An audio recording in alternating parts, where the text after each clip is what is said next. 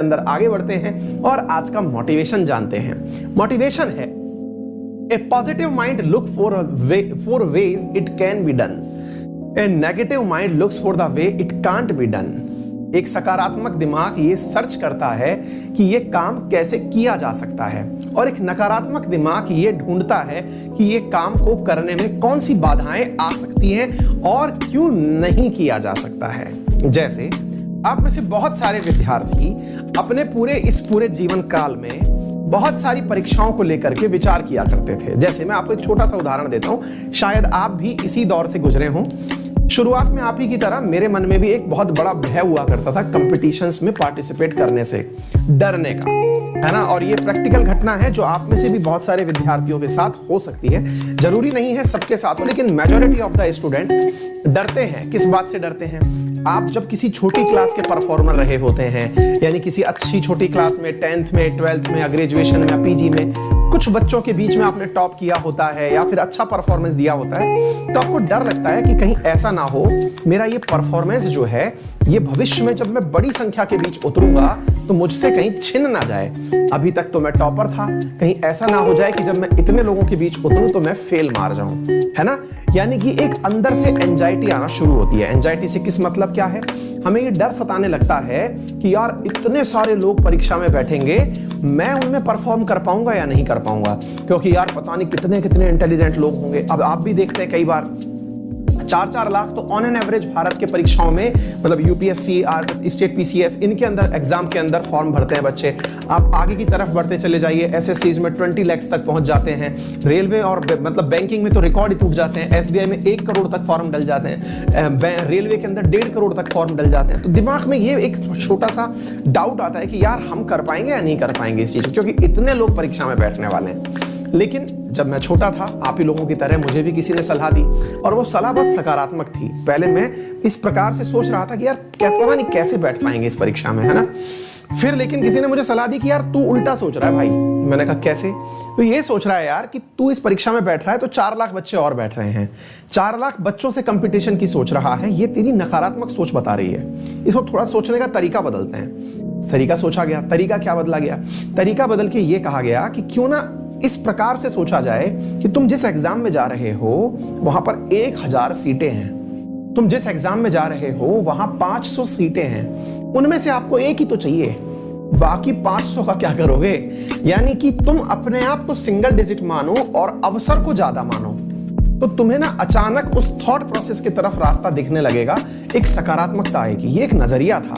जैसे बचपन में कभी सुना था कि ग्लास आधा खाली है या आधा भरा है, ये तो नजरिए पर है। यही नजरिया उस दिन मुझे मिला कि यार 4 लाख बच्चों की मैं सोच रहा हूं, रिवर्स सोचते हैं, मैं अकेला हूं और इतनी सारी सीटें हैं, मैं क्या करूंगा। इस सोच ने थोड़ा नजरिया बदला। नजरिया बदलने के साथ में मैं इजीली मतलब एग्जाम में क्वालिफाई भी किया और सक्सेसफुल भी हुआ। एग्जैक्टली ऐसे ही आजकल के विद्यार्थियों में मैं देखता हूं, वो परीक्षा में बैठने से पहले अपनी कमियों पर फोकस कर रहे होते हैं। अच्छी बात भी है, लेकिन इतना ज्यादा फोकस कर लेते हैं कि डिप्रेस हो जाते हैं। जैसे सर मेरे को तो इंग्लिश नहीं आती। जैसे यूपीएससी वाले विद्यार्थियों का मेरे पास जो मैक्सिमम डाउट आता है ना, वो मीडियम को लेकर ही आता है, क्योंकि भाई मैं हिंदी में पढ़ा रहा होता हूं, कंटेंट भले ही इंग्लिश में होता हो, लेकिन उनका मैक्सिमम टाइम डाउट ये आता है कि सर मेरे को ना राइटिंग हिंदी में करनी है क्योंकि मुझे इंग्लिश नहीं आती। आपने इस बारे में विचार ही नहीं किया कि इंग्लिश और हिंदी तो बिल्कुल इस प्रकार की सुविधाएं हैं, यानी कि भोजन के अंदर डलने वाले मसाले हैं। अगर आपके पास साधन ही नहीं है बनाने का तो आप भोजन कैसे प्रिपेयर करेंगे? अधिकांश बच्चे तैयारी के दौरान आंसर प्रिपेयर करने से ज्यादा विचार इस बात पर करते हैं कि उन्हें हिंदी आती है कि नहीं आती, इंग्लिश आती है कि नहीं आती। मैं आपको छोटे से उदाहरण से बताता हूं और ये बहुत बड़ा विषय है। आंसर राइटिंग को लेकर के जितने ज्यादा डाउट मुझे आते हैं, और सबका कॉमन ही डाउट है। क्या डाउट है? सर मैं इंग्लिश मीडियम से तो कंफर्टेबल नहीं हूं। क्यों नहीं हूं? मुझे इंग्लिश आती नहीं है सर। मैंने कहा अच्छी बात है। मैंने कहा एक छोटा सा प्रयोग करो, तुम कोई सा भी एक विषय उठाओ। विषय जैसे इंडिया पैलेस्टाइन का मुद्दा उठा लिया, इंडिया पैलेस्टाइन के मुद्दे पर एक पेज लिखकर मुझे दिखा दो, हिंदी में लिख दो, लेकिन लिखना ऐसा जिसको देख करके मुझे ऐसा लगे कि इंडिया पैलेस्टाइन छोड़िए, इजराइल पैलेस्टाइन लिख दीजिए, अदरवाइज आप ज्यादा डेप्थ में चले जाएंगे। इजराइल पैलेस्टाइन विषय लिख दीजिए, और लिखना ऐसा जिसको देख करके मन करे कि हाँ आपको पता है कि मुद्दा क्या है। ठीक है, अगर आप उसको हिंदी में लिख सकते हो ना कि इजराइल और फिलिस्तीन का मुद्दा क्या है, ये मुद्दा कब से शुरू हुआ, दो टू नेशन थ्योरी क्या है, इस टू नेशन थ्योरी के साथ साथ जुड़े हुए मसले क्या हैं, गाजा पट्टी विवाद क्या है, यरूशलेम को लेकर विवाद क्या है, अगर ये आपको सिस्टमैटिकली पता है तो फिर आपको भाषा का नुकसान ही नहीं है। अगर कंटेंट पता है तो आप निश्चित ही उसे हिंदी में भी और इंग्लिश में भी दोनों जगह लिख सकते हैं। मुसीबत क्या होती है, हमें कंटेंट तो पता होता नहीं है, हम इंग्लिश का क्वेश्चन देख करके और इंग्लिश में लिखने की सोचना और शुरू कर देते हैं, फिर हमें लगता है हमें इंग्लिश नहीं आ रही। वास्तविकता यह है कि आपको इंग्लिश तो आती है, आपको कंटेंट नहीं आ रहा होता। फोकस करिए कंटेंट रिच होने पर, ठीक है।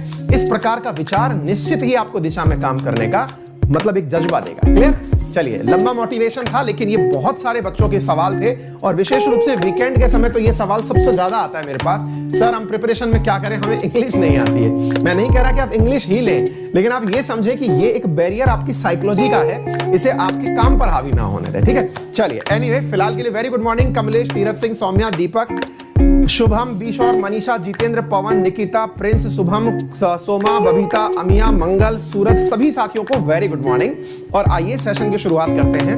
एक मतलब संडे के दिन मॉर्निंग में क्लास नहीं होती, उससे इतना सूना सूना सा लगता है कि भाई साहब पता नहीं कितने दिनों बाद मुलाकात हो रही है ना।